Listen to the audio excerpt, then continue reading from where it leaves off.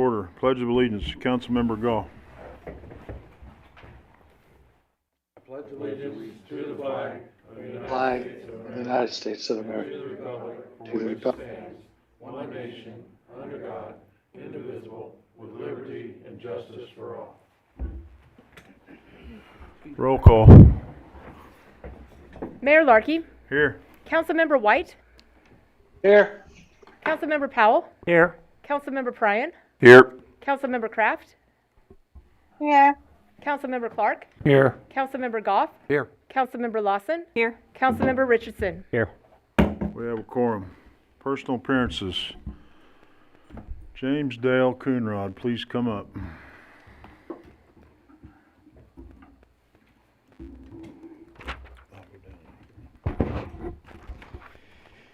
Thank you, Mayor, City Council, and the City of Belton. Flag Day, June 14th is Flag Day. In the midst of the war of our nation's independence, on June the 14th, 1777, the Second Continental Congress adopted a flag as a symbol of our fledgling Union. Research points to 1861, when Jonathan Flynn Morris, a founding member of the Sons of the American Revolution Connecticut Society, as having a first proposed a nation recognition of Flag Day. In 1916, President Woodrow Wilson first issued a proclamation that officially established June 14th as Flag Day. On August 3rd, 1949, Flag Day was officially established as an act of Congress and signed into law by President Harry S. Truman. On June 9, 1966, Congress requests the President to issue annually a proclamation dedication designed to the week during June 14th falls as National Flag Week, and called upon all citizens of the United States to display the flag during that week. The Stars and Stripes tell our nation's story and embodies its highest ideals and remains the most visible symbol worldwide of our great country. On June 14th, we will observe the 246th birthday of the flag of the United States of America.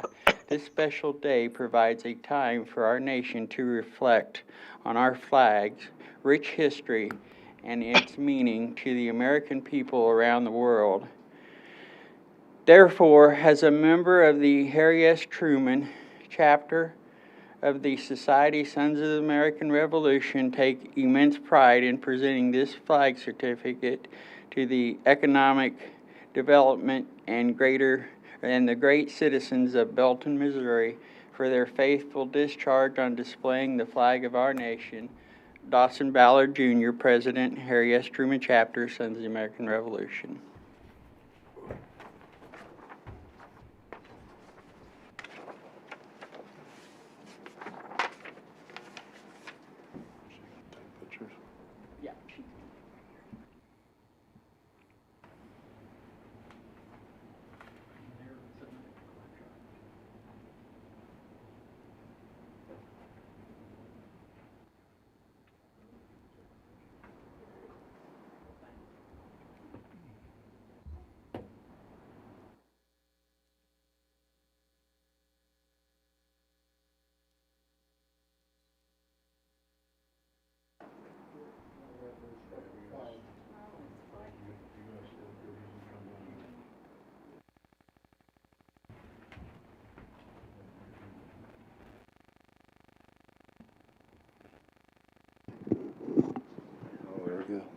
Yeah.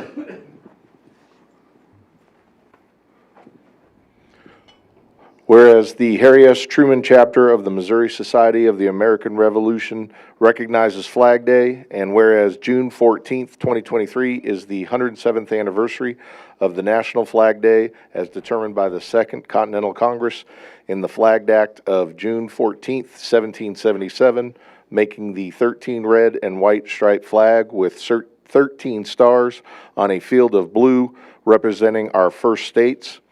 And whereas the Flag Act of 1794 was enacted by Congress to provide for 15 stripes to represent the original 15 colonies and having the number of stars match the number of states. And whereas the Flag Act of 1818 was enacted by Congress for the modern rule of having 13 stripes to represent the original 13 colonies and having the number of stars match the number of states.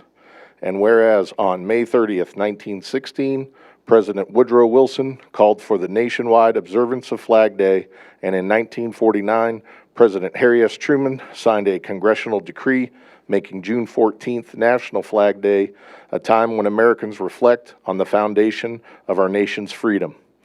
Now, therefore, Norman K. Larkey Sr., Mayor of the City of Belton, joins leaders of our government to hereby proclaim June 14th, 2023 Flag Day and the week of June 12th, 2023 as National Flag Week. We urge all citizens to observe Flag Day by displaying the flag and honoring the brave service members and remembering those who gave their life defending our freedoms. In witness thereof, Mayor Larkey has set his hand and caused the seal of the City of Belton to be affixed in the City of Belton, Missouri, this 13th day of June in the year of our Lord, 2023.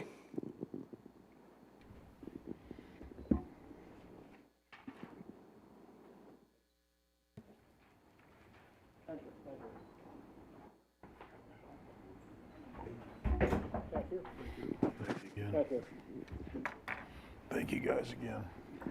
Thank you.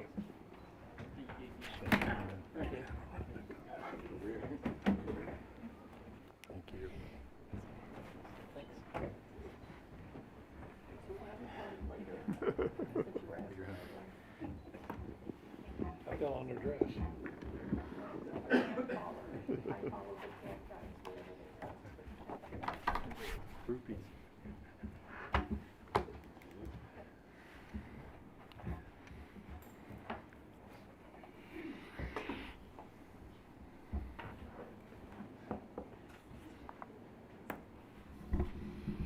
All right, unfinished business. A motion approving the final reading of Bill 2023-25.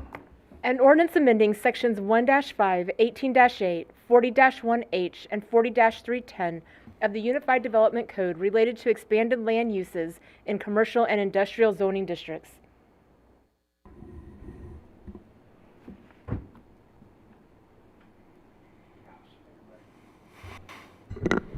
Motion.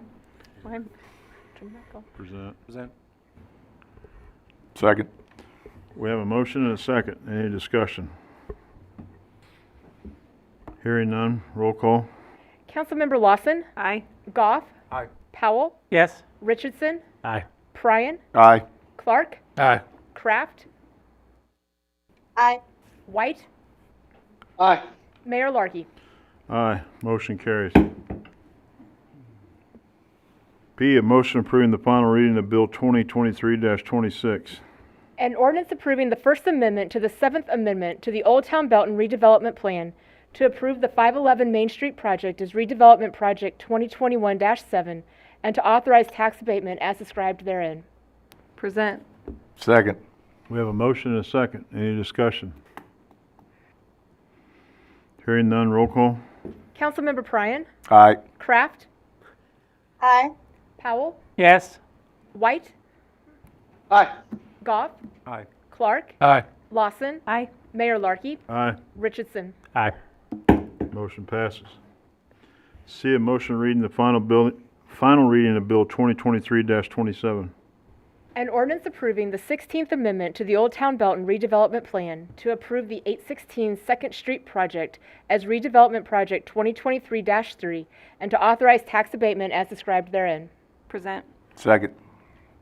We have a motion and a second. Any discussion? Hearing none, roll call. Mayor Larkey, Yes. Councilmember Goff, Aye. Pryan, Aye. White, Aye. Richardson, Aye. Clark, Aye. Lawson, Aye. Powell, Yes. Kraft. Aye. Motion carries. D, motion approving the final reading of Bill 2023-28. An ordinance authorizing acceptance of an allocation of funds and execution of a grant agreement with the Missouri Department of Public Safety for a total of $20,000. Present. Second. We have a motion and a second. Any discussion? Hearing none, roll call. Councilmember Richardson, Aye. Powell, Yes. Bryan, Aye. Kraft, Aye. Goff, Aye. White, Aye. Lawson, Aye. Clark, Aye. Mayor Larkey. Yes. Motion carries. E, motion approving the final reading of Bill 2023-29. An ordinance approving an access agreement between the Port Authority of Kansas City and the Belton Fire Department. Present. Second. We have a motion and a second. Any discussion? I got something. Go ahead. I was here, I didn't read the minutes from last, you practicing out one of their buildings out there again? We've had an agreement for quite a while. We use the parking lot for driver's training, and then we have used the buildings in the past just for search and rescue classes. Okay, thank you. Anybody else? Roll call. Councilmember Lawson, Aye. Goff, Aye. Powell, Yes. Richardson, Aye. Bryan, Aye. Clark, Aye. Kraft, Aye. White, Aye. Mayor Larkey. Yes. Motion passes. F, and we have a Scribner's error. It should read the final reading, not the first reading. So, motion approving the final reading of Bill 2023-30. An ordinance authorizing and directing the mayor to execute the Fifth Amendment to the tax increment financing contract between the City of Belton, Missouri and Herman Enterprises, LLC for implementation of Project 3 of the Southtown Tax Increment Financing Redevelopment Plan as amended. Present. Second. A motion and a second. Any discussion? Hearing none, roll call. Councilmember Bryan, Aye. Kraft,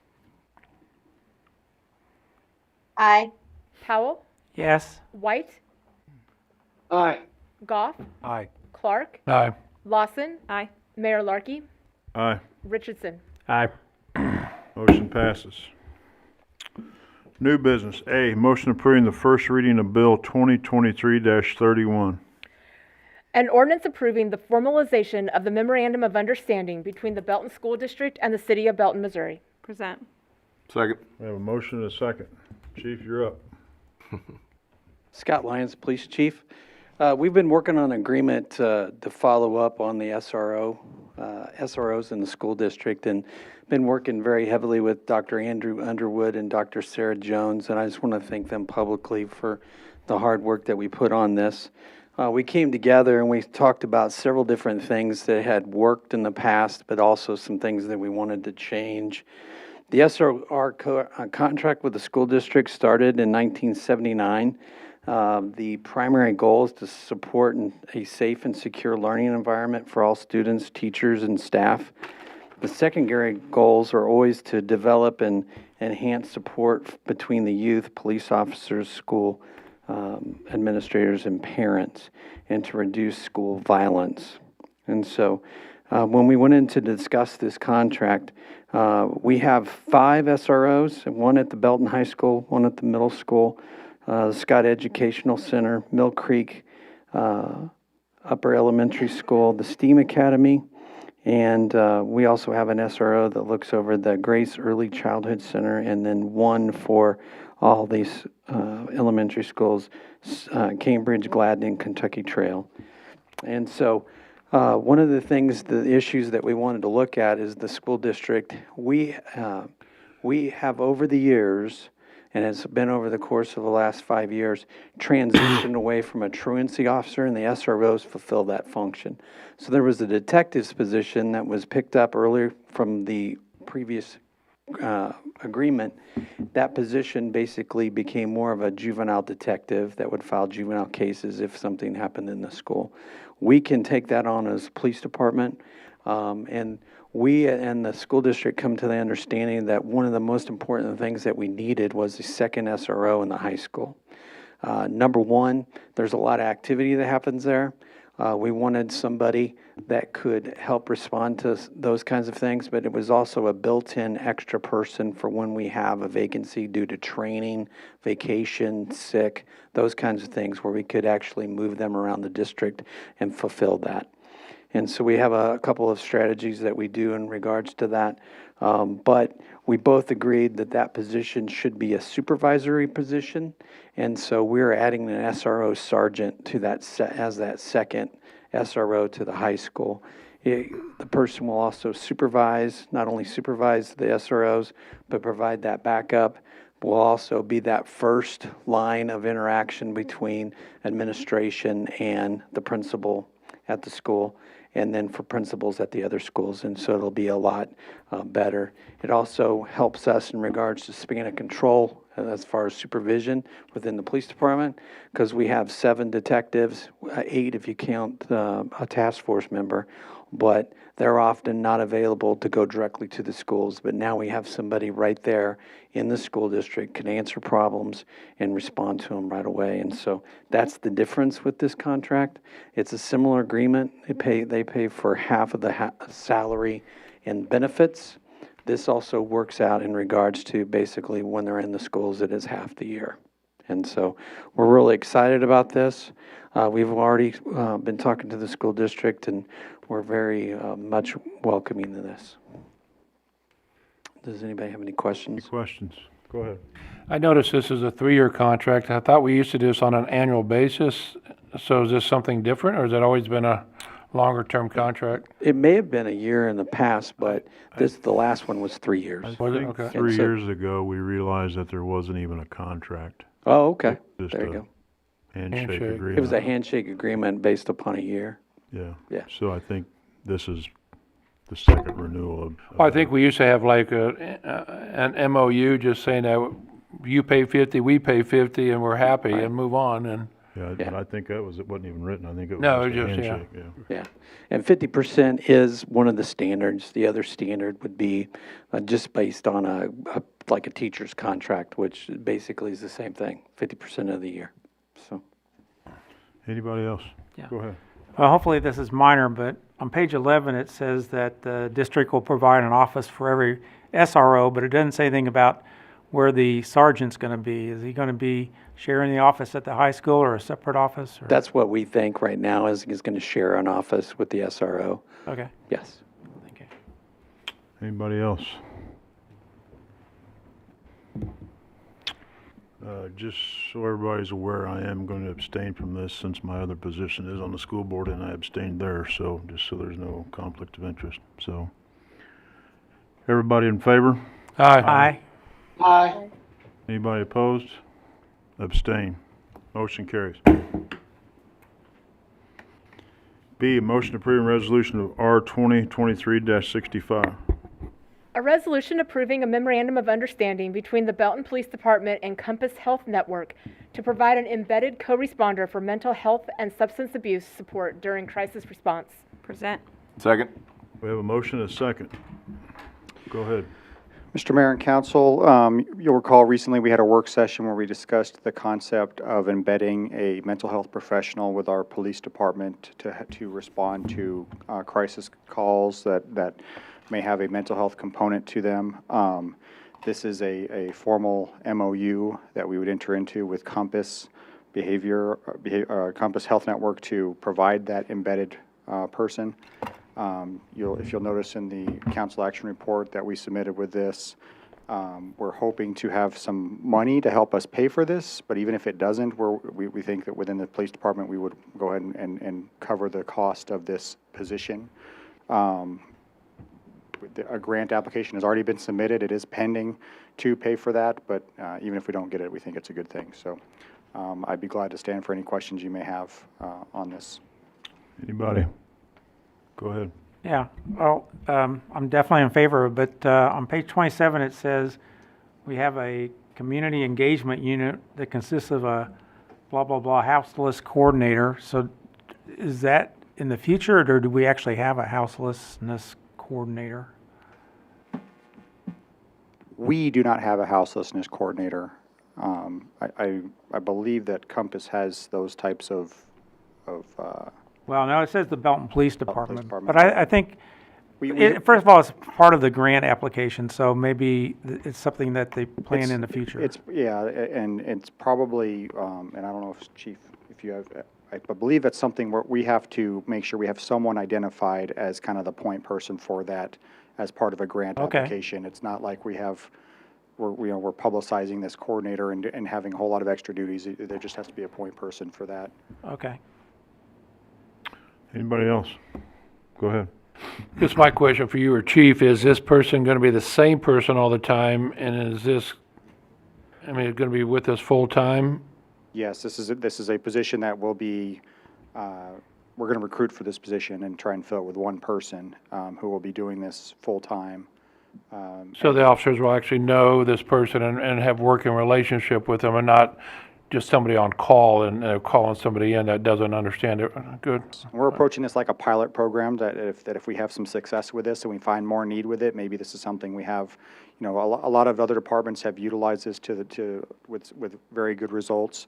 You'll notice in the action report, we talk about, decreasing the amount of people actually going through the penal system or the justice system, and decreasing the amount of people that we end up sending to the ER as a result of having that mental health professional. And so you'll see in some of the bigger cities or the cities that have gone through this and are further advanced in this, that they'll have people on call throughout, different shifts and everything, and they'll have a few different people on staff that would fill this role. And so we're trying it with one to see how it works out, and if we see that we're having success and that there's more need, we would envision in the future, probably during a budgeting cycle, having that conversation.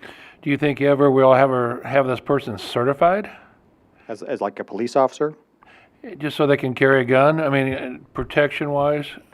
Someone back there is shaking his head no, so Yeah, I don't think so.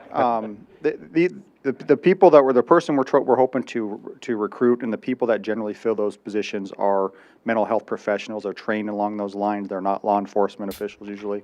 And so, that's almost like saying, yeah, we might hire someone to fill another role who's an engineer and then also, a doctor.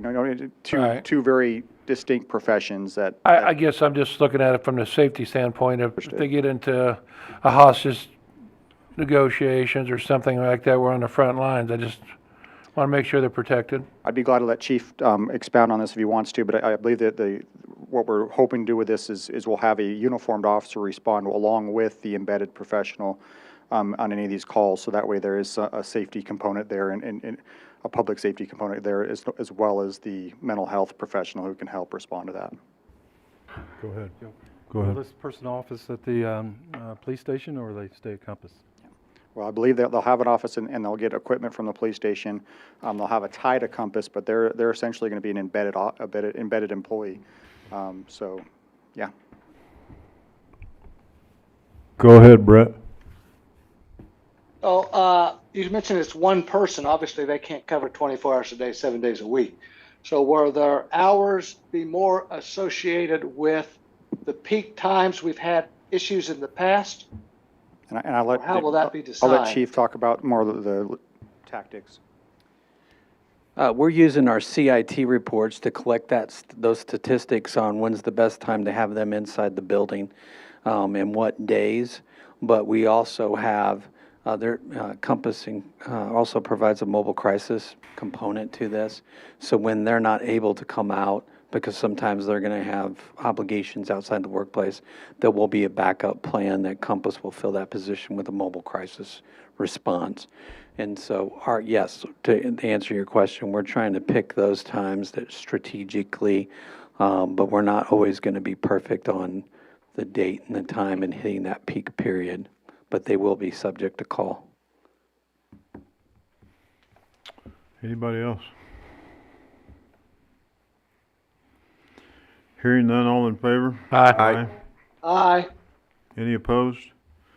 Motion carries. C, motion approving resolution R23-66.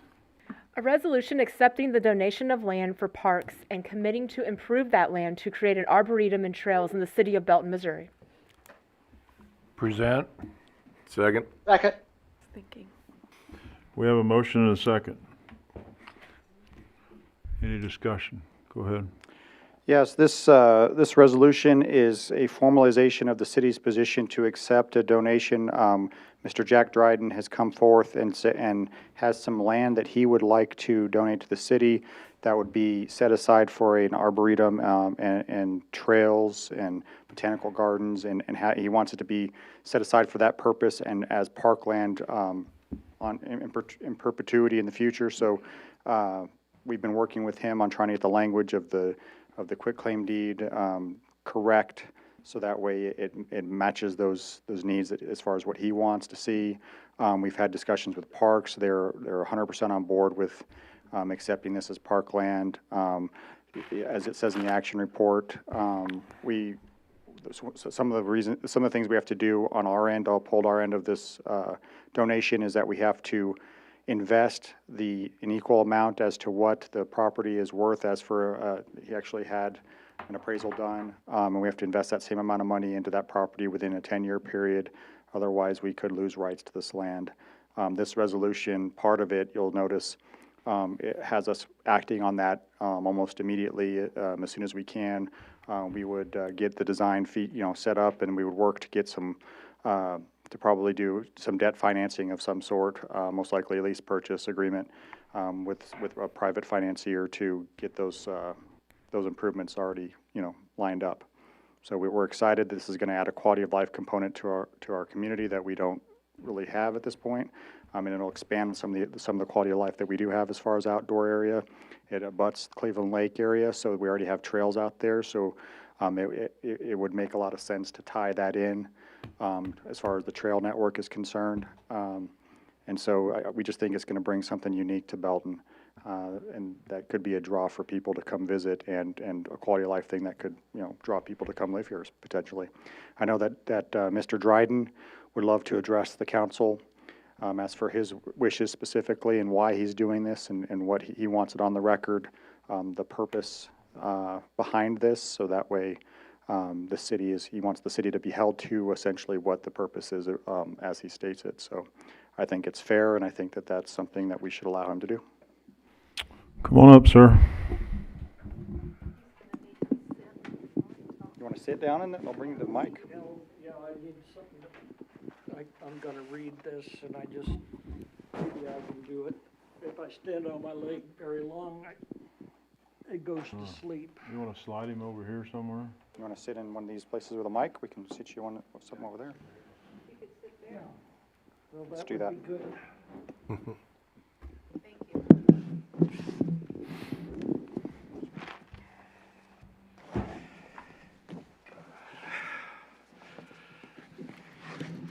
Oops.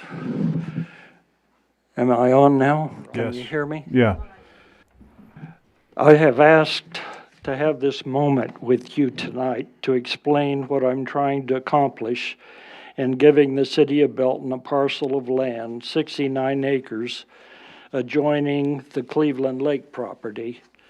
This gift is meant to be dedicated to the many friends and customers of my family's drugstore, Dryden Drug Company, from 1931 to 2010. I have in mind establishing a nature park with miles of trails, paths, trees, and gardens, a place where one can reconnect with nature and enjoy the outdoors. I would use the Overland Park Arboretum and Botanical Gardens as a model for what I would like for Belton. My reason for doing this is to give back to the village that helped raise me. One of the problems we have encountered is how to prevent future city councils from deciding a nature arboretum garden park is not what they would consider a proper use of the land, and later turning it into soccer fields or other venues more popular to their tastes at the time. A deed restriction has been worded to try to prevent that from happening. The purpose of my sitting down with you tonight is to explain what my vision of the future for this land would be, so that if it is questioned after I'm gone, the following might be used as a guide. The first priority would be to construct miles of trails and paths around the area to allow walkers/joggers access to all parts of the property. Existing trails and paths around the lake would be incorporated. A 5K trail or a 10K, if possible, running trail be established to facilitate having an annual Carry Nation 10K Smasher Run as we did in the 1980s. And I just brought a couple of T-shirts to show you that when we had this in the 1980s, we had T-shirts that showed Carry Nation chasing after the runners. And since Belton is Carry Nation's home or burial place, and we ran by the cemetery, and this is showing Carry Nation chasing with their axe. And I would like to have a long enough trail that they could start maybe at the high school like they do with they do have a 5K now that starts at the high school and goes around the lake and then comes back. And I thought, that's 5K. If we could get another longer run and do a 10K and come back and have the Carry Nation Smasher runs. It's just an idea. An effort to be made to explore moving and dismantling and restoring the donated round barn owned by Wanda Thompson to a site on the property. Round barns are unique and Belton has one of its own. We should try to preserve it. Old-time barn dances could be held there as well as other events such as weddings and parties. And I don't know how many of you have seen the old round barn. It's at the end of Main Street, and Wanda has offered to donate it, but it may not be possible to do anything with it. It may be too far gone, and dismantling it and restoring it might be too expensive. But anyway, I would like to see that happen if it's feasible. Sunflower fields are popular in the fall. A few acres could be devoted to growing sunflowers to provide a local photo opportunity for visitors. An arboretum means trees. The park would eventually encompass a large variety of trees planted along the trails and paths. It marked to indicate what variety it represents and/or for whom the tree is a memorial. I would hope that planting a tree or sponsoring a butterfly garden in the memory of a loved one would be a popular event for the park. Botanical gardens could be scattered along the trails and paths and could be assisted by the schools as part of the study of botany. The Overland Park Arboretum is covered with fountains and statuary. Over time, I would hope that fountains and statuary would also be installed along the trails and paths. There's a well on the property that used to have a windmill on it years ago. The well may be located too close to Cleveland Avenue to be saved if Cleveland Avenue is eventually widened, but if it can be saved and restored with a new but antique windmill, I think it would add to the park. The well was reputed to be hand-dug by Sammy Fayback, which probably not very many of you know, but maybe you've heard of him, and others, and was said that it could not be pumped dry. It's a good well. The Overland Park Arboretum has been in existence for many years and has grown and prospered because of the foundation that was formed to allow people to donate and support it and get a tax deduction. I would hope that a similar foundation be established specifically for this park for the same purpose. Eventually, a visitor center will be needed as well as parking facilities. I would hope that the park would be open to all residents without an entrance fee. I would like to preserve the area as a natural wildlife sanctuary to be enjoyed by everyone rather than become just another housing or commercial development. My suggestion of a name for the park would be Belton Nature Park, Arboretum/Botanical Gardens.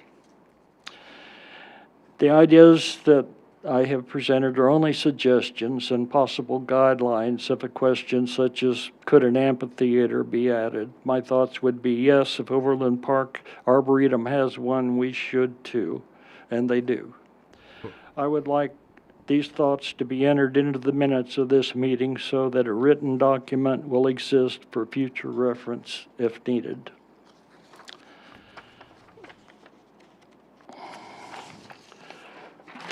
I understand that you are to vote tonight on whether to accept the land with the deed restriction conditions and to provide for the funding to construct the trails, plant trees, and prepare the land for public use. I respectfully ask for your yes vote. I'll be happy to answer any questions you may have. Any questions? Go ahead. I don't have a question, sir. I have a comment. First of all, I just want to thank you for your contributions to my community. I've been here 49 years, and I know you dwarf me on that number, but I know that the Dryden family has been very inspirational in being a business owner in our community as long as you have. I just want to thank you for everything you've done. Now, donating this land, I think it puts the Dryden property all back together. And me personally would like to see the Dryden name continued on with this land also.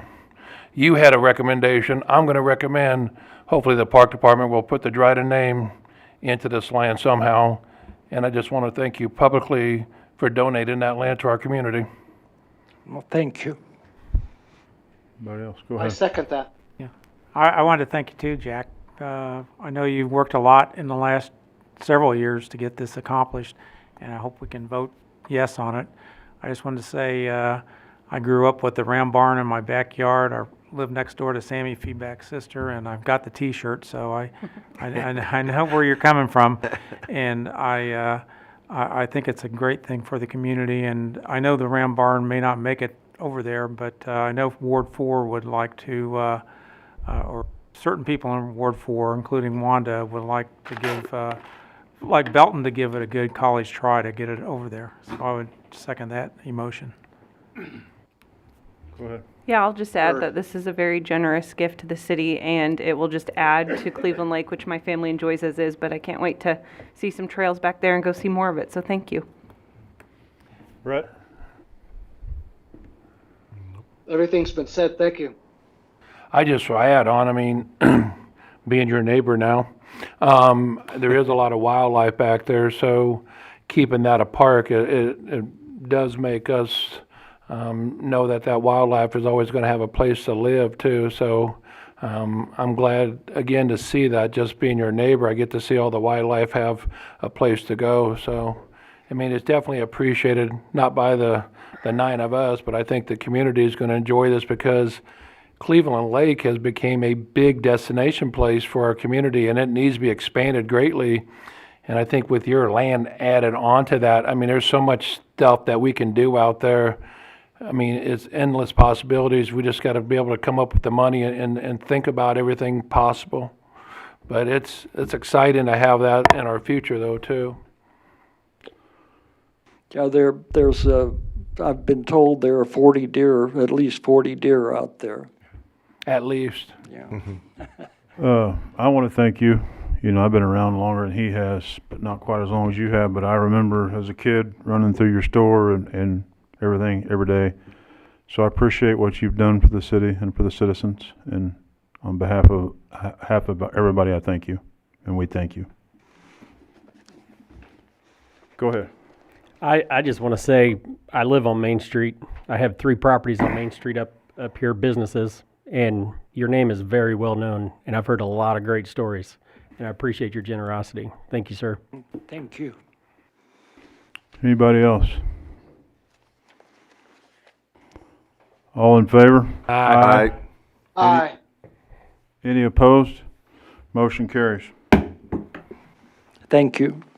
Thank you. Thank you.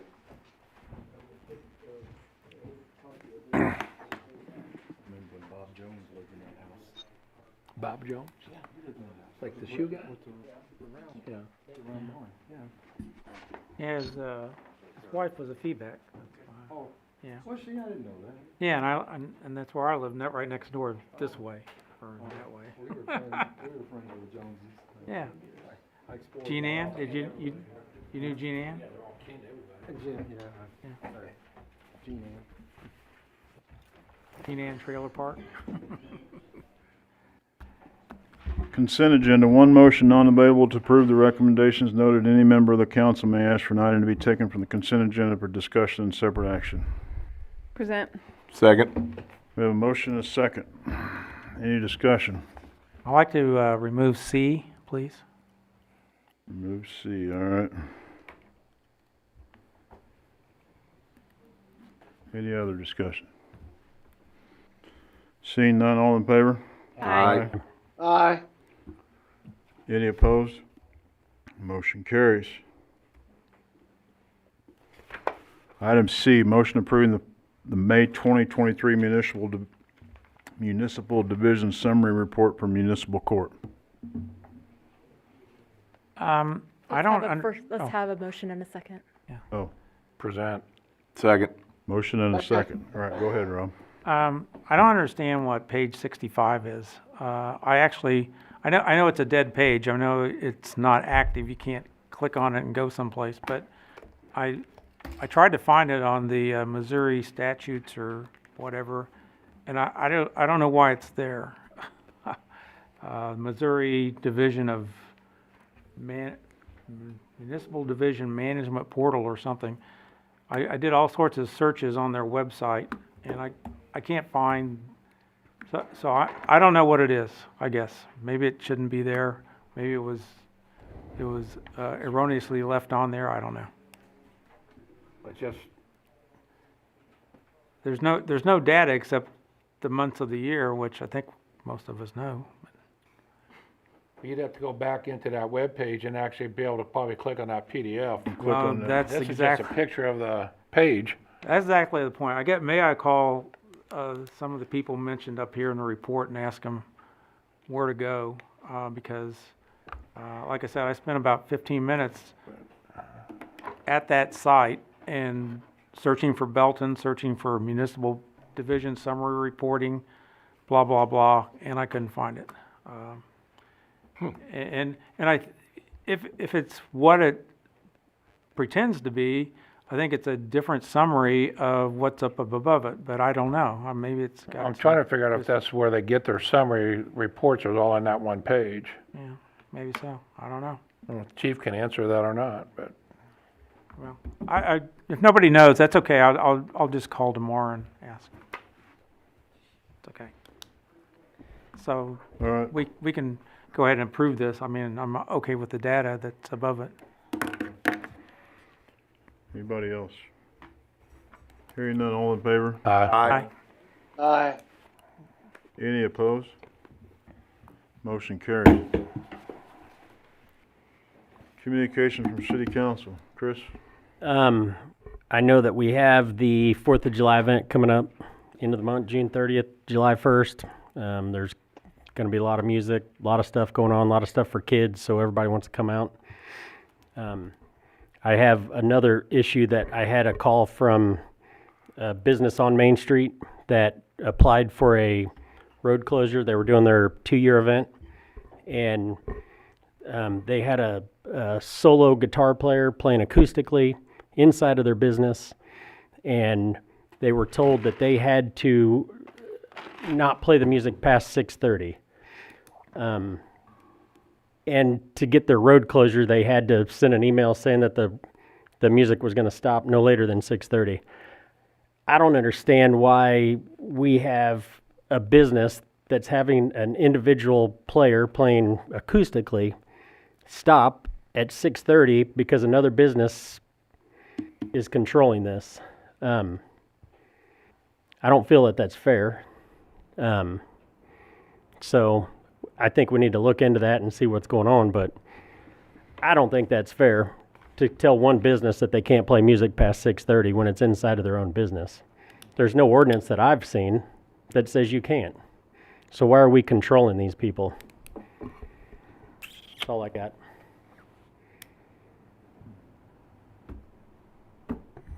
You would like me to respond to that, I assume? Yeah, look into it or Yeah, whatever. Figure out absolutely. what's going on. All right. Yeah, I don't believe that should be the case, but I'll make sure to look into it. All right. Thank you. Councilmember Lawson. Yeah, a couple parks-related updates. There is a huge softball tournament starting Thursday And according to Mike Miller, these are some outstanding 16 and under, 18 and under teams. So that's something our parks brings to our city, and there's economic impact from that. So if you're interested in going to watch some softball, there'll be some in town this weekend. Saturday morning, there's also a mud run for kids at Wallace Park. I signed my daughter up and she was real mad about it, but then I promised to hose her down when we got home and she thought it sounded fun. The farmer's market is every Thursday from 4 to 7 at Assembly of God Church, and maybe the best salsa I've ever had is from there. I won't tell you which one because I'm not going to play favorites, but you should go find it. Vanda knows. Let's see. There's also a paint party for kids next Friday, and Summerfest was really great, and if anyone was paying attention about which council member's team went further in the tournament, It was mine. No, it was not, and it wasn't Brian, and that's all I'll say about Summerfest. Taking my And then thunder over here. kind of a pivot, but as we head into the 4th of July, this is something that every year on council I get a lot of calls about. People are really upset when folks won't, at a bare minimum, follow the rules we have. So I appreciate Belton Fire Department putting out reminders and a really, thorough recap of what is supposed to be allowed and what isn't. And I would just encourage folks to familiarize themselves and their kids with that and try to be good neighbors, because I'm already getting calls from the same folks that are bothered by it every year. Not to mention that last year we had property damage at one of our parks. We had an automobile fire from fireworks, so this is just my annual plea to please be good neighbors.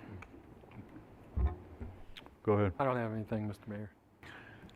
A couple things. I was went and played in the dare tournament for the police department, and we had a good time. Me, Councilman Richardson, and Councilman Prime was supposed to, but his grandma passed away, so he missed that. But we needed his long drives. But I told him we could have done better if he was there. I did have an email on fireworks too. I don't know if Chief of Police, supposedly people are shooting off fireworks already. So I was outside the other night and I thought I heard some. Don't know if they're coming from Raymore, Grandview, Kansas City, where I live. So it could be out in the country as far as I know, but somebody sent me an email today asking about fireworks and already shooting them off. So I just hope people respect our rules so we can keep them going. Yeah, we'll do a social media post as we get closer, and I'll start that tomorrow, and then we'll just kind of do repeated reminders on social media, and then we'll remind patrol officers if they're out and about. Thank you. All quiet. Angela? I'm good, thank you. Rob? Nothing. Brett? No, thank you. All right, I don't have much. They kind of stole my thunder, and Allison forgot to tell everybody that she was a professional Right. beanbag tosser. So, just for the record. I wasn't there this year, so. So, just for the record, she's a professional. So, She throws ambidextrous. That's all I have. Just Did she take you out? no, I didn't get to know. No. She took him out though. She took me out a couple of years ago too, so. So, just looking forward to the 4th of July weekend coming up, and that's all I got. Go ahead. I have a couple of things, Council. I want more of the public to be aware of this, because these are things that are coming up on our agendas here in the future. We will be doing a work session on Airbnbs or short-term rentals here at the next meeting. So if anybody has any feedback or interest in those, sometimes that can be a hot topic. We want to rely on on making sure we're giving everybody their due to voice their concerns or support of any of those types of things. As of right now in our code, Airbnbs are technically not allowed. I'm not so sure that should continue, but we can have that conversation. And then also the rental inspection program, looking like we'll have some activity on that in the council in July. So again, I don't want the public to be surprised by that. This has been a conversation we've been having for quite a while. And so we're relying on process here to make sure we get the right program for the community in the right format.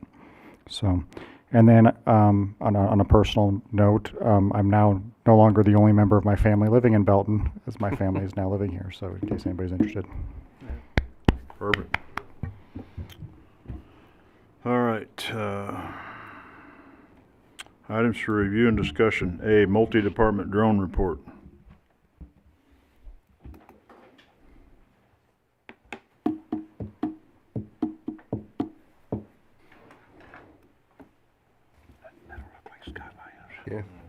The chief grew. Yeah, Chief pointing to me, so I guess that's my turn. John Baker. How's that? Better, or should I just hold it? That's good, okay. I'm John Baker, I'm with the police department, and I was asked to come up and tell you a little bit about our drone program as it's been going for the last couple of years. We've been operating since May of 2021. We started with our COA application and the acquisition of the drones. So we actually operate under two different sets of rules depending on what types of, we classify them as missions because we have public safety missions and then we have missions that are not public safety. All of the public safety missions are covered under the Certificate of Authorization waiver, which is issued by the FAA every 2 years, which is covered under the rules in this book, which is the FAA Part 107, which then also includes Part 91 as it pertains to the air crews and the pilots. With that, our program follows safety guidelines through the accreditation program of the Airborne Public Safety Association. So pretty much it says fly safe, fly safe, fly safe, and it's about 30 pages of saying fly safe. But it's an accreditation standard that's set forth by that Airborne Public Safety Association. We follow those. We just didn't spend the money to be accredited, trying to be frugal. And then we also, as a part of our program, through the Department of Commerce, the National Institute of Standards and Technology, they create test platforms for basically machinery and robots. So under the FAA, there is absolutely no, there isn't a performance test to become an FAA 107 pilot. It's just a knowledge test. So they don't have to demonstrate that they can actually safely operate the aircraft in any way, shape, or form. The National Institute of Standards and Technology developed a program using a series of what they call Omni buckets. And that's what you see in the last picture there. There's a little stand of 5 buckets. There's a series of 3 or 4 of those, depending on which aircraft we're flying. And it's a timed test that tests the pilot's ability to move the aircraft as directed and take a series of 42 different pictures within that 10-minute time period. And then if we find that there's any, you didn't make it or you didn't get enough pictures because each picture is graded for quality, then we use that to determine what types of additional training they need to do so that those maneuvers are done more safely and accurately. Right now, the fleet, we operate with pilots from the police department, the fire department, public works, and corrections and water. We have a fleet of 4 aircraft. One of them is the large one in the upper right-hand corner. It's the Matrice M300. And then we have a fleet of 3 Mavic Enterprise duals and all of these aircraft have color cameras and thermal imaging abilities with them. The small one, obviously, doesn't have the work capability, as you can see in the upper right one. The upper right one is actually our workhorse and does most of our missions because of its camera abilities. It also has a 10,000 lumen spotlight, which is additionally helpful at night operations when we find things with the FLIR cameras, then we can help the folks on the ground, whether we're looking for something, an object or a person, help them identify and actually see what we're wanting them to look at.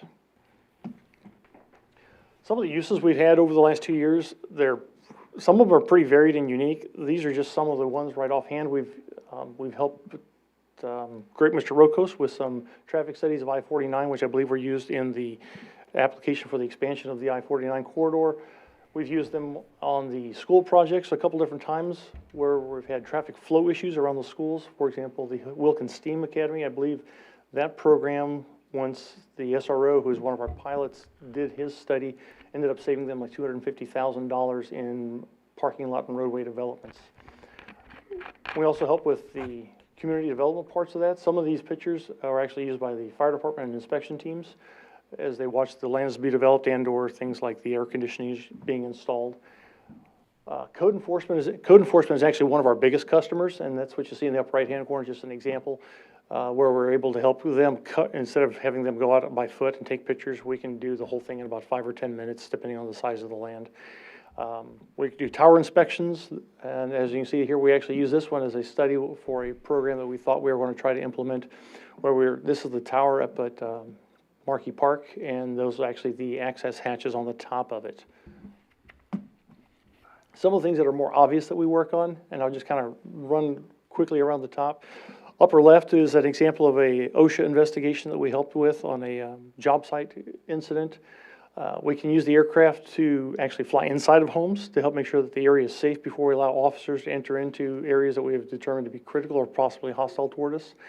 field fires, helping the fire department determine just exactly how big of an event they're dealing with, their actual fire investigations, ice water rescues. The blue car is actually part of a crash investigation. We found, purely by accident, we didn't realize just how good some of the imagery was, that the thermal cameras actually provide a great deal of information that we didn't have available just looking at it on the ground. So just by flying 10 to 20 feet above the scene, we're able to provide a lot more data that the crash investigators can use to determine the actual course of the events. And that last one was actually an assist to the fire department on a rail crash, which also happened to have a Federal Rail Administration inspection team on board. And then one of the examples of some of the thermal imagery that's available, this is a SWAT operation over in Springdale Lake. If you look real close toward the up and center, you actually see the canine officer and his canine as they were calling suspects out from the house. Some of the other things we've been involved in, we've been on the news. Specifically, they came out to talk to us about a project we're pretty proud of. The turkey fryer and how those people are boiling turkeys and frying those off. Those are examples. We've been out and we've done a number of surveys of some lands that were identified as possible houseless camps and trying to help with the population identity on that and just exactly how big those camps are. Building inspections where we've had actually tree collapse onto an elderly woman's home over on VC, trying to determine just exactly what type of help she needed in order to make her home livable. Also some public relations events. This is an example of one of the events we had over at the park with the bounce houses last year. What we're getting a lot of traction from is that Belton, oddly enough, is the first department within the country to use drones for traffic enforcement. The large aircraft that we showed earlier has the ability to track moving objects, and that's what that first picture is on the left, showing you all the different objects that it's tracking. And we've used it, for example, if you look at the center picture, that's actually on I-49 southbound where the lanes converge from 3 to 2 lanes. That's a near crash collision caused by the driver on the right. And then also we started using it on the traffic light intersections during high business times or during like morning rush hour traffic. This is an example of a van that actually, that's just one of like 4 violations he committed on for us. And we've got officers that are actually on the ground that go up and make direct contact with that violator based on the information from the officer who's watching the larger monitor.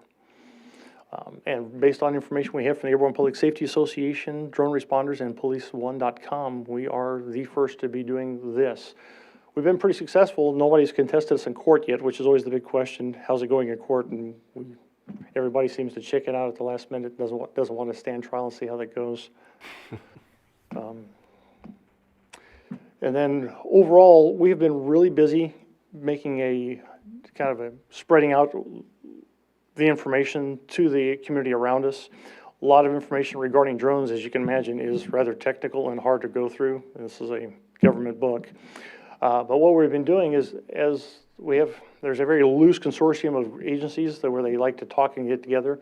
And through our opportunities, we've been able to partner with and train and or support some of these different agencies. Missouri Task Force 1 based out of Columbia, Lee Summit Police, the Platte County Sheriff's Office, they've actually invited us to become a more regular participant in their week-long training program, which is free. And I know we were talking to the Parks Department because I think they just acquired a drone and are looking to get into that business as well. But overall, that completes my presentation for you. Do you have any questions for me? Go ahead. I got a question on, I think this is a great program, doing a great job. Thank you. I know that last year when we did the 150th, we went out to the park up there and you guys took the picture.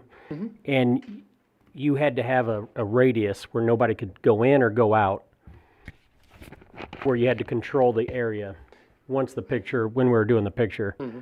But I was up there at Summerfest. When we were doing the numbers? When we did the numbers, okay. Yeah, the 150. Yes. And at the Summerfest, we had the fireworks, and I noticed the drone up there. Is there different reasons of why you have to have a controlled area and why you don't? So what we're doing, like at Summerfest and when we're flying over the parades and so forth, that comes under the mission of public safety, and the rules are different for that because it allows for extended flights over people. What we were doing when we actually were doing the pictures of the numbers, that comes under what the FAA categorizes as a Category 2 flight, because our aircraft was going to be hovering directly over people. They were going to be aware of it, so they actually become part of the air crew. And we weren't using propeller guards to protect, it all comes down to safety. Gotcha. If one of those rotors quits, the motors quit on us, that aircraft is coming down. So the FAA requires that everybody who is involved with that operation get a safety briefing, so they know what to look for, what to anticipate, which way to run. Right. So yeah, it's, I was just wondering why it was like, during that, we had to have a controlled area, and then at Summerfest with the fireworks, it's not really a controlled area, so and it that's has- all I was saying. But I mean, the program's great. I think you guys are doing a great job at it, so appreciate it. Any other questions? Thank you. You're welcome. Item B, UDC text amendments. Yep, staff is proposing to bring forward UDC text amendments to clarify and simplify the public noticing requirements for development applications. Prior to 2018, staff was responsible for sending mailed notices to applicants or to homeowners within 185 feet of project sites. However, in 2018, the code was amended to make the applicant responsible for that. Staff has found that process can be problematic and expensive. Therefore, we're proposing to resume the responsibility of sending mailed notices and only send those via regular mail rather than certified mail. State law only requires that we provide notice via newspaper. We go above and beyond that by providing mailed notice as well as notices through public hearing signs that are posted on the property. Additionally, in September 2022, the UDC was amended to add alternative development standards to the development process, which would allow minor code modifications through the development plan approval process, either through a preliminary or final development plan or special use permit, without needing to go through a variance. Staff is proposing to add the plating process to that process as well, which would allow minor modifications to be requested through the plat rather than through a variance. Staff believes that this is important as the current subdivision regulations are in need of significant updates, but that would best likely be handled after the comprehensive plan update. So that would allow those minor deviations to be requested through the plating process without going through the Board of Adjustment, and that would get us through that process over the next year or two before we can make a larger update to the UDC. Any questions? Thank you. Item C, West Belton Drainage Way. Yep, as many of you are aware of, we've had a lot of ongoing concerns with the maintenance of the West Belton Drainage Way that was installed in 2010. Staff met with the Code Enforcement Advisory Committee on May 25th and asked for some input from them on how, what their thoughts are on how that should be maintained. The concerns that we've had from many residents over the last 2 years has been the requirement that they maintain the slopes of the drainage way on their property in the same manner as their lawn. Prior to 2 years ago, the communication was that the banks should be allowed to grow naturally to help with erosion.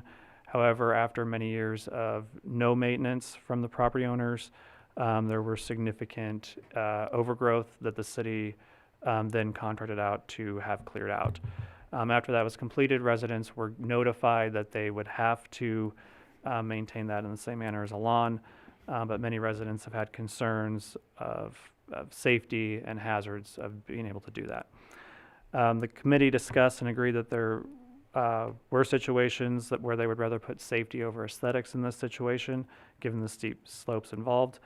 And after further discussion, staff does not believe that a code amendment is needed to address this. However, it would be an internal policy in terms of these types of situations where it would be appropriate that it not be maintained to the same standard as the standard high weeds and grass code. But we want to have any conversation with council about their thoughts on how this area should be maintained in similar situations in the city. Go ahead. Let me go. Me and Allison have been dealing with this for quite a while, and that drainage I brought up, all the water from each side of West Belton is running down to this drainage. And I brought up, I know some of them have big rocks in there. Can they not use a weed killer? And I get that you can, I understand that, but everybody ups up even further if they're using a grass killer or some kind of something to kill weeds or whatever. It's all eventually going to run down to that. And I feel like the 7 inches or lower is probably a little bit extreme. And I know the original contract or when they first did it was to let it have a natural vegetation.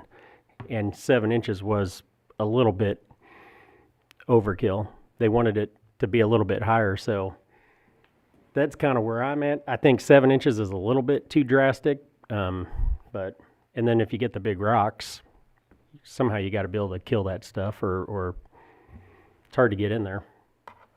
Yeah, I guess my question would be if there's no structural harm to let it grow natural, then we would do that, but I don't know if that's true or not. I mean, that's the assumption they had for about a decade. And then there were a couple really hard pivots on how to address that, and I think that was maybe part of the issue too, was communication around that.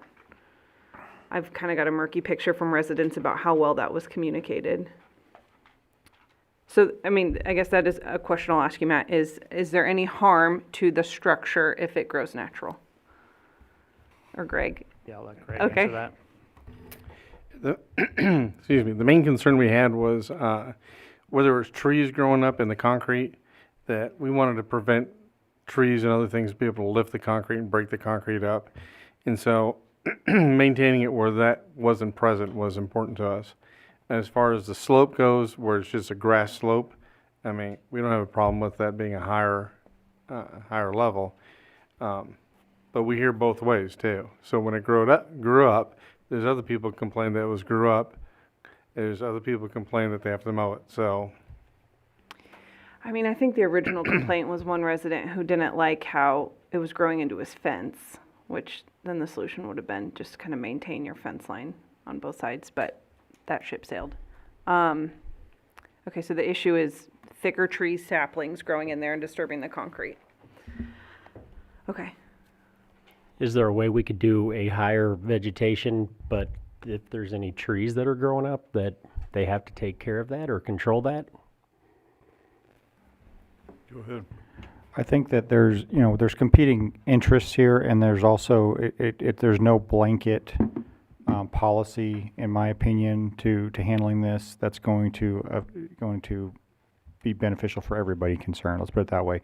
When there's natural grass or natural vegetation on a slope, that provides erosion control, so there's some value to that, even if we don't have to keep it cut down, and that erosion control is very valuable. Where there's concrete, obviously we want to make sure that we're not being counterproductive, because it costs money to install and maintain and reinstall any concrete work that might be there. And so to me, it's just a balancing act of trying to keep the trees from growing up. And then, of course, there's also the cost of it. I mean, is the city going to be responsible for going through and making sure that all those where there is concrete there's no trees there, or does the neighboring property owner supposed to do that? Again, all these are different competing interests, is I guess what I'm saying. So I think that we can do our best to just try and take it case by case. That's not a smooth answer. That's not a policy that someone can take to the bank, obviously, but I don't know that there is a policy fix here that's going to solve all of the problems that have been brought up by residents. Well, everybody says something that's right. I was out there a few nights before the SEAC meeting that Matt was referring to, Code Enforcement Advisory Council. And for several years, it was something that was taken care of by the city. As far as I could tell, and again, I didn't go out there with a shovel, but there's slopes that are not concrete. There's a relatively flat surface or bottom to the ditch, which is concrete, and there's another slope over here. And for several years, the residents let it grow, because the original letter they got after it was built was it was best to let the vegetation go wild. There was no mention of any concrete and trees, and as far as I could tell, I didn't see any trees growing in the concrete, which maybe is good for, a good way to say that, that's been maintained by somebody. But as Allison alluded to a few years ago, one resident didn't like rodents and snakes coming into their yard from this overgrowth on the slope. And all of a sudden, they got a letter, the residents got a letter that they had to maintain the slopes. And last year, in 2022, they started getting code violation letters. And then in 2023, in April, they got their first code violation letters for this year. And as I mentioned at the last meeting, the slope maintenance of a riding mower is about 15 degrees max, and there's well, they showed me it's over 25 degrees at a lot of points. So it is unsafe. You can barely stand on it just sliding down it, let alone trying to have a weed whacker in your hand or whatever. And that plus the fact that, again, going back 10, 15 years, the original declaration was let it be. So I just need an answer because I got several emails. Somebody, I guess, looked at this agenda and said, oh, they're going to discuss this. And I tried to tell them this isn't a vote on anything. This is a work session. But they want to know, what do we do with these code violation letters? That's their thing right now. Short term, if someone's got a code violation letter from this specific thing, those are on hold, okay? That's the short term answer. Great, right? okay. Okay. And we are, I mean, again, there's a reason this is a work session. We're open to suggestion. You mentioned the rodent and snake issue that could persist if we allow the overgrowth to take shape there. So again, it's a balancing act. I mean, I don't know that. I mean, we can try to do the best we can just on a case by case basis, but I don't know that there's a policy fix. But we're open to suggestion from you guys if you want to formalize something. Yeah. That's fine too. Well, it kind of comes down to numbers, and I'm not degrading it or denigrating anybody, but as one resident that was upset, and I think the answer could have been, well, since the city was responsible for putting it in, have them come back and work with that resident to, as Allison mentioned, get some trimming around his fence. So there is a gap for rodents. I mean, that doesn't stop a possum or anything. But anyway, and I'll say too that one of the neighbors to this, where it is overgrown, is the city of Belton. So, I mean, we are them, as Pogo used to say. So I think that, I don't think we're solving it. I mean, the original code enforcement advisory was not only this, but it was another subdivision too, and which had more rocks than this even does, and metal rods sticking out and things like that. So there are dangers for residents to do that type of maintenance, particularly since we even have a remote. Apparently, we have a remote mower that can mow slopes. So if we wanted to mow the slope, I think we could. That's my feeling. I don't know anything about the West Belton issue. I mean, I've heard about it, but I've never been out there, so I'm not going to speak on that. I just think as a city, I think we need to come out with a direction that we want to go, because I've been dealing with the drainage issue in my ward for about 6 months now. Originally, we're sending letters to have them mow it. Now we're not wanting it mowed. So I think we need to figure out which direction we think is best for our area. And also, I think we need to put that into the development program. Then when we allow subdivisions to go in, what is the best way? If we need to have a drainage ditch going through like we do on this one, I mean, can we put big rocks down there so it's not just a mud pit, or something like we did out there at Cambridge? I kind of like it where it has a channel for water to go through, but it's something that could be easily mowed, or something that we can put rocks through that's not going to have erosion either. So I'm not speaking of Cambridge. I just think we need to look at it as a community or as a staff and figure out, is natural the best way to go because it keeps erosion away, or, making them maintain it. I'm not that expert person. I sell insurance for a living, so I just deal with a resident that calls about 3 times a day wanting his ditch mowed, and I don't have any answers for him, so. After we told him we're gonna mow it, or have them mow it. Angela? I think I'm actually piggybacking off of Dave as to what he was kind of saying, that I'm wondering if this is possibly a wider issue than just the situation with the West Belton, that if we're considering the slopes possibly being dangerous, are there other areas within our city too that might be having these types of issues? I know I've gotten a message from someone as well that their ditch is very difficult to get to, and they often get code violations for that too. So just curious how we want to go about that. I don't know if necessarily case by case is I'm not sure. Just throwing that out there. Well, and also, it's not only the slope, it's the depth. I mean, we're not talking about what I have by Y Highway, which is 3 feet of slope. It might be 20 degrees, I don't know, but it's easily mowed with a hand mower. If you're standing in the bottom of the West Belton drainage ditch, the top of it is way over your head. It's like up at this ceiling, or close to these lights anyway. So it's not like you're going to fall down 2 or 3 feet. It's like you're going to slide down 8 or 10 feet. Yeah, I've got pictures from before it was mowed, August 7th of 21, and it's an interesting compilation of the concrete bottom, some concrete walls, some grassy slopes. So all that to say, yes, everybody, there's going to be ripples for whatever kind of direction we take. Maybe, and I'm thinking of another drainage situation at Chestnut and Second. Mrs. Jeck's house is very rocky, and it would be really hard to maintain.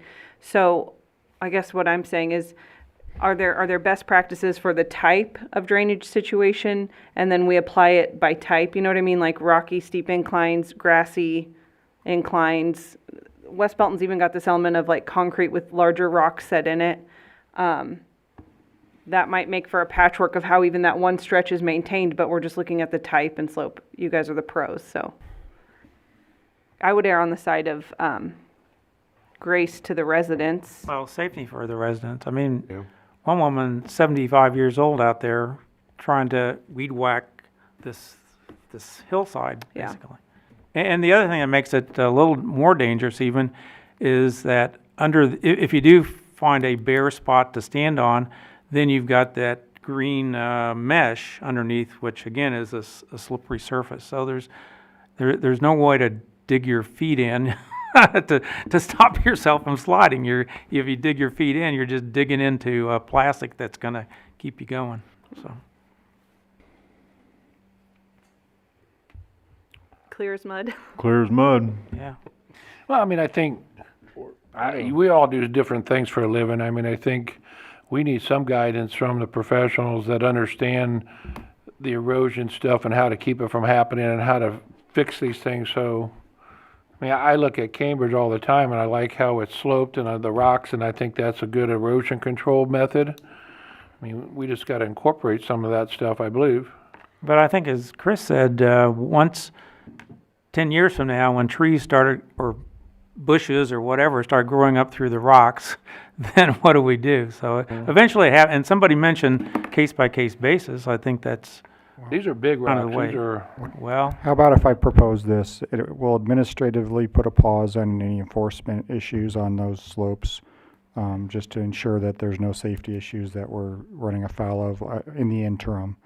We'll see if we can find some best practices. I think Council Member Lawson had a good, is it based on style and type of slope that is there and present, and we'll report back with what we can find.